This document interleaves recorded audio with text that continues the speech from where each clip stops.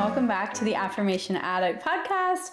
My name is Pyle, and today we're doing an episode on how to have contagiously good energy. And you might be wondering, why the heck am I talking about this? But I recently went to a wedding, and I kid you not, so many different people asked me and said to me, hey, you have really good energy. And honestly, I was beyond flattered because I feel like that's the most genuine compliment I could receive. It's not about how you look. It's not about anything. It's not about your career or your accomplishments. It's just about the energy you are radiating. And it made me feel like I was doing something right on my spiritual journey because I feel great, but it was very cool and honestly very validating to know that other people could feel that energy as well. And it's been something I've been told a lot recently. So I figured, let me do a podcast on this to share with you what I've been shifting in my social settings, in how I show up in the world, that I believe contributes to this contagiously good magnetic energy. Now, the reason for this, before we dive in, is I don't want you to listen to this episode with the intention that people like you more. I don't want this to be something that you're doing to make yourself feel more worthy. It really has to come from within. And the fact that this energy is contagious and can be felt by other people, I think is truly a byproduct of it. So make sure your intentions are pure. Make sure that you're not doing this from the side of your ego, which is so easy to do. So that's where I wanted to start with. So I have a list of, I think, 8 different ways, and I'll just go through one by one. And then at the end of the week, so on Friday, I'm going to be sharing some affirmations in the Affirm It Mini, Affirm It Express. I think it's Affirm It Express, my bad. In the Affirm It Express episodes, I'm going to be sharing some goddess energy affirmations because I really, really do feel like this is very goddess energy-like. I feel like I'm really showing up in my truth, in my divine feminine and my divine masculine in a very balanced way. So I called it goddess energy affirmations. So those are the affirmations I'm referring to if you feel like you want to say affirmations for this kind of topic in your life. Okay, so the first one is showing up with love. You guys know I've been on a love energy kick recently if you've been listening to some of my latest episodes, and I think the energy of love is one of those energies that is so misunderstood, and that's probably why I'm so drawn to it. I think when we think of the energy of love, we're thinking about our hearts, our soulmates, romance, but I also think love is compassion, kindness, generosity, and humility, and I love the energy of love. So showing up to functions, showing up for other people, showing up for yourself through the energy of love, showing up with love, not having something that you need to receive from someone, not always having to prove yourself, just showing up with love. How can you have a sense of love in your heart as you show up to different events, as you are in different social settings, and even as you're showing up for work?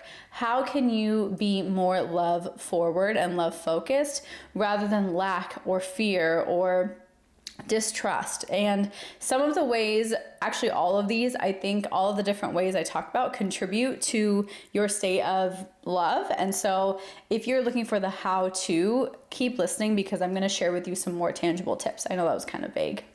The next one is dropping your assumptions and expectations. This is huge. When you go somewhere, when you are in a new setting and you have all these assumptions that you're making about people, right? People watching is such a fun hobby, but in a way we're just sitting and judging people, and judging is fine, right? Judging is our natural response. We do judge, but making assumptions is where judgment becomes unhealthy. Judgment is in a way observing, and we can't help ourselves but to observe. But when you're making an assumption and pairing it through your own insecurity or your own fear or your own projections, that's when it becomes an assumption. So an example is, like, say you're going to a wedding and it's really elaborate, and you might be thinking to yourself, wow, these people have a lot of money, I wonder what they do.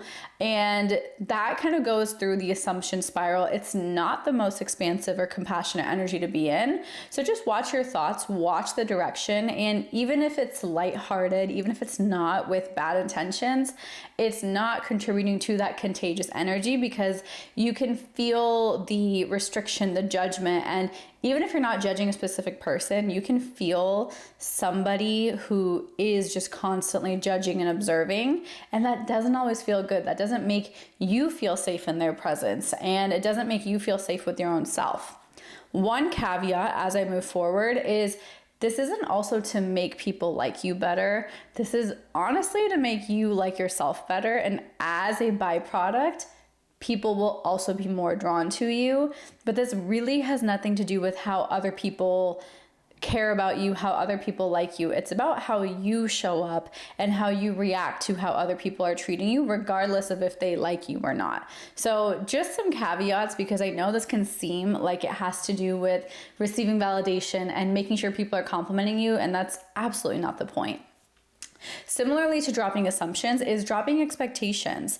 This goes for all sorts of relationships and interactions, is not expecting people to do things for you. Nobody owes you anything, and I believe I recorded a whole episode on this, but no one owes you anything, and if you don't have expectations, you can't be disappointed, and if you can't be disappointed, your energy cannot be drained or sucked. So it's a really cool way to start to raise your vibration and increase your energy. The next one is don't be afraid to be yourself. I know this is so simple, but seriously, go against the grain. You don't have to fit in. You don't have to have people understand you, and just stay true to who you are. One huge thing for me, and I've shared this before, is I don't drink anymore. I also don't do any sorts of drugs. Even plant medicine yet has not been on my journey. And in social settings especially, maybe I would do plant medicine, but it would not be for fun with my friends. It would be in a very intentional, ceremonious way. However, with people and in social settings, no one else I know never drinks, never does any drugs. And that's not a bad thing. I'm okay with all sorts of substances, like do your thing, no judgment. However, being able to say no and being able to stick to that is very much so something that no one else does. And people are respectful. Some people don't get it, but people are respectful. And that's something that's super true to who I am. Another thing that's very true to who I am is I will never make anybody else feel uncomfortable with how I'm showing up, but I will also show up in how I want to. Like some days I really want to dress up and full glam, and other days, aka most days, I am in my loungewear and my cozy comfy. And that doesn't mean that other people can't dress up. Go for it. But I'm just not in the mood to dress up all the time anymore, especially just because it's not my vibe all the time. And sometimes it is. So being true to who you are, being able to express your opinions, you don't have to agree with people just for the sake of it. If you don't want to agree and you don't want to also go through the disagreement, just don't say anything. It takes so much power, but it's actually so easy. And you'll notice when you stop saying things, even when you stop gossiping, people don't actually notice. It's not as awkward and uncomfortable as it might feel, even if that's the trajectory of most conversations. The next one is stop taking everything so personally. Stop making everything mean something about you. This is a new concept that I want to explore and expand upon way more in the manifestation space, and I actually have, but this is something that is so interesting to me because it's the way you show up in the world is actually you just trying to figure out who you are. But if you know who you are and you show up with your true identity, you don't take other people's reactions or interactions or even gestures towards you personally. A lot of people get really fired up when people are rude to them, or when waitresses are snappy, or someone doesn't speak to them with kindness. A lot of people take really offense. And one thing personally that I used to take very personally is when I would get hit on or catcalled, I would really think, am I being provocative? And I would make it mean something about me and make it mean that I have something to fix. Even though maybe I don't. Maybe that's just something that happens to everybody. But I don't have to make it mean something about how I'm showing up in the world. So that's something that is so helpful, and not taking things so personally, not taking offense to everything. Like, how does it matter? Really ask yourself, how does it matter? And the reason it might feel so big is because so much of your sense of self is externally impacted. But when your sense of self can be really internally created and grounded and rooted, no one can take that away from you. Even if someone is insulting you or talking behind your back or doesn't invite you to something, it can't affect you at that point. The next one is smile from your soul. I don't even know what I mean by this fully in terms of expressing it in words, but I feel like you know what I mean. It's something that came to me, and it feels like something that I really have started to feel. And it just feels like my soul is smiling. It just feels like I'm happy from the inside out, whether it's for myself or for other people, or just by looking at the pretty sunset or the sky or looking at the shadow work against my walls. So smiling from your soul, just feeling that happiness, that presence, that joy from your soul. It's magnetic. It is contagious. If there's one thing you take away from this, I want you to explore what smile from your soul means to you.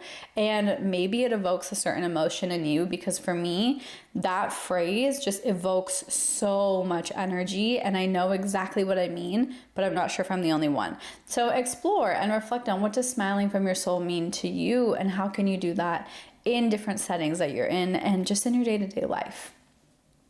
The next one is cut out the small talk. If you ever meet me in person, you know that I will never, ever, ever ask you what you do. I do not care what your job is. I don't care how you identify yourself in your career. I want to know what's something you're working through. I want to know the depths of your soul, and that is totally my Scorpio energy coming out, but I cannot do small talk. I don't know what 99% of my friends do. And if I am talking to them about that and their careers only, it means we probably don't have a very deep relationship, because maybe they don't want to share the depths of their soul with me, and that's okay too. But I love having conversations that are depth-filled, reflective, inspiring, empowering, and talking about our dreams for the future and talking about what gets you excited and what hobbies and something new that you learned. So I love cutting out small talk. No weather talk, no job talk, no, oh, the food is so good. Like, going deep into the depths. I have met some of my best friends in the most random instances just because I cut out the small talk, and they are some of my most prized and truly valuable relationships that I've created in adult life. I know there's a whole misconception that it's really hard to make friends as an adult, but it's not. I think we just forget that we can show our true selves, and we can show the shadow sides of us. We can show our depth, and we can show all the different parts that make you you. We are complex, important, and just interesting beings. So don't be afraid to be your interesting self. It's very fun to dive into that. Next one is don't partake in the drama. Don't partake in the gossiping. Don't get involved in he said, she said. Don't kind of dwell on other people's family drama or relationship drama. Don't complain about your own drama. If you need to vent, you can, but if that's all you're doing, it's actually not venting.